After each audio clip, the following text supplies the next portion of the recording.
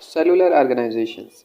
तमाम ऑर्गेनिज़म्स को 5 major groups में डिवाइड किया गया है, जिनके नाम ये हैं: prokaryotes, protist, fungi, plants and animals.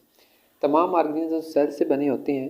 There are two basic types of cells. Cell की दो इकसाम हैं, प्रोकैरियोटिक सेल्स और eukaryotic cells. Prokaryotic cells prokaryotes यानी बैक्टीरिया में मौजूद होते हैं, और यूकैरियोटिक सेल यूकैरियोट्स यानी प्रोटिस्ट, फंजाई, प्लांट्स और एनिमल्स में पाए जाते हैं। Cell organise in 3 ways. Cell 3 तरीक़ों से ऑर्गेनाइज होते हैं, जुड़ते हैं। 3 टाइप्स ऑफ ऑर्गेनाइजेशन सेल्स की मौजूद होती है। सेल्स में unicellular, colonial and multicellular organisations.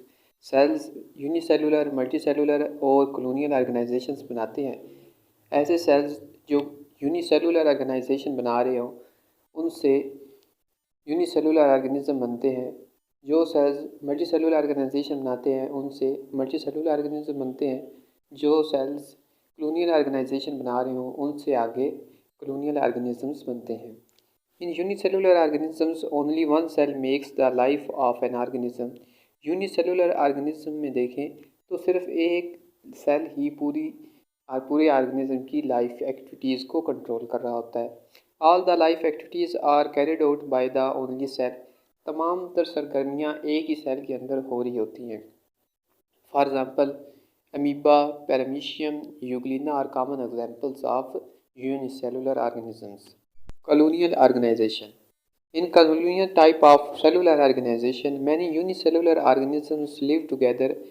Colonial type of cellular organization में बहुत सारे यूनिसेलुलर ऑर्गेनिज्म इकट्ठे रहते हैं, but they don't have any division of labour among them. लेकिन उनके दरमियान आपस में कोई काम की तकसीम नहीं होती, हर सेल अपना काम खुद करता है। ये unicellular organism in a colony lives its own life. वो अपनी ज़िंदगी खुद गुजारता है और किसी दूसरे सेल के ऊपर डिपेंड भी नहीं कर रहा होता।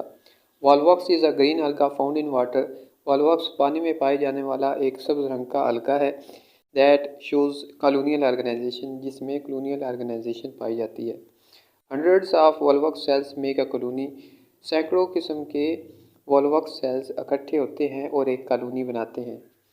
इन multicellular organisation, cells are organised in the form of tissues, organs and organ systems. Multicellular organism में हमने जिस तरह पढ़ा कि सेल्स इकट्ठे होकर टिश्यूज़ बना रहे होते हैं, टिश्यूज़ मिलकर ऑर्गन्स और ऑर्गन्स मिलकर ऑर्गन सिस्टम बनाते हैं।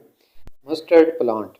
Mustard plant scientific name is Brassica campestris, is sown in winter. Winter में यानी सर्दियों में इसकी काश्त होती है। And it produces seeds at the end of winter. और विंटर के आखिर के ऊपर इसके ऊपर सीड लगना शुरू हो जाते हैं। The plant body is used as vegetables. इसके पत्ते वगैरह वेजिटेबल के तौर पर, सब्ज़ी के तौर पर इस्तेमाल होते हैं। And its seeds are used for extracting oil. और उसके सीड से सरसों का तेल निकलता है। The organs of the body can be divided into 2 groups. Plant के पार्ट्स को 2 हिस्सों में डिवाइड किया जा सकता है। For example, root, stem, branches and leaves are the vegetative organs.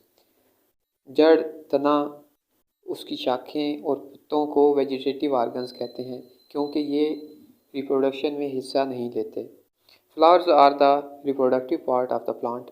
Flowers यानी फूल प्लांट के रिप्रोडक्टिव पार्ट्स होते हैं, क्योंकि ये सेक्सुअल रिप्रोडक्शन में हिस्सा लेते हैं। And produce fruits and seeds.